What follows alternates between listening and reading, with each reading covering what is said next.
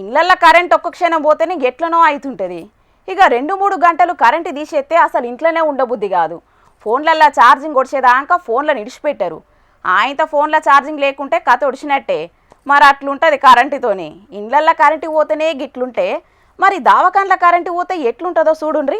ఎటు చూసినా చీకటే ఉంది గదా పాడై. సిద్దిపేట జిల్లా దుబ్బాక కాడున్న సర్కార్ దవాఖాన్ల కరెంటు లేక హరిగోసబడ్డరు పేషెంట్లు.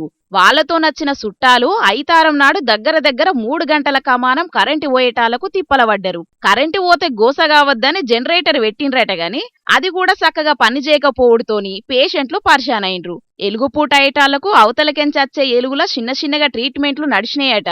చీకట్లనే డాక్టర్లు పేషెంట్లను చూసిండ్రట. ఇక కరెంట్ వచ్చేటట్టు లేదని కొందరు దవాఖాన్లలున్న అరుగుల మీద కూసోని నిమ్మలవైండ్రు.